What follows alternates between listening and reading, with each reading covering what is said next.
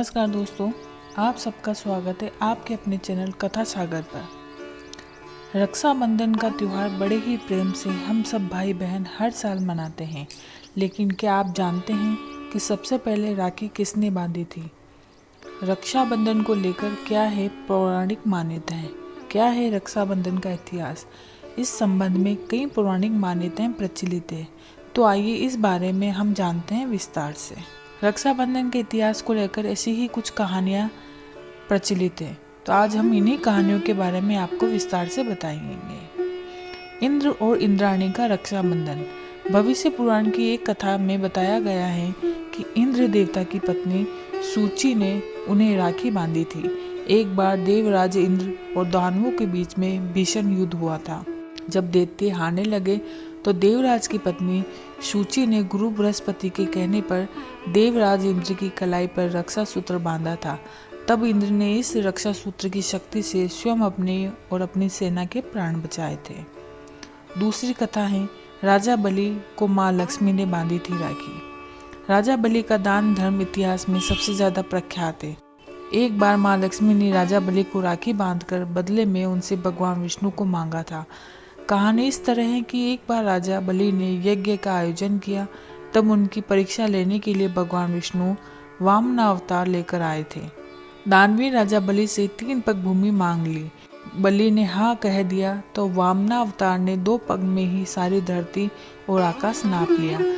राजा बलि समझ गए कि भगवान विष्णु स्वयं उनकी परीक्षा ले रहे हैं। तीसरा पग रखने के लिए उन्होंने भगवान के सामने अपना सिर आगे कर दिया।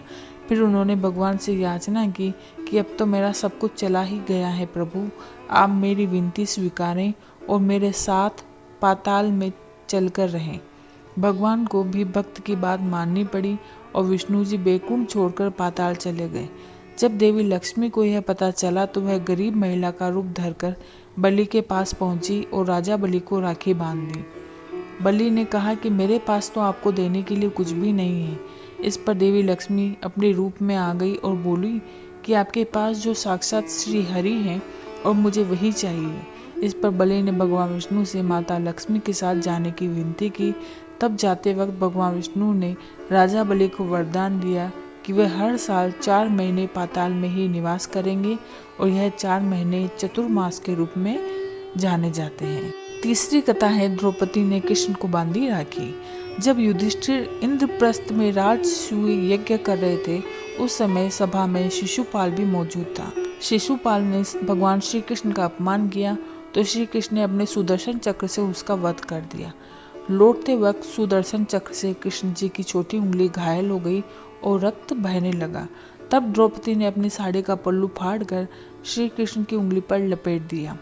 तब श्री कृष्ण ने द्रौपदी को वचन दिया कि वह इस रक्षा सूत्र का वचन निभाएंगे।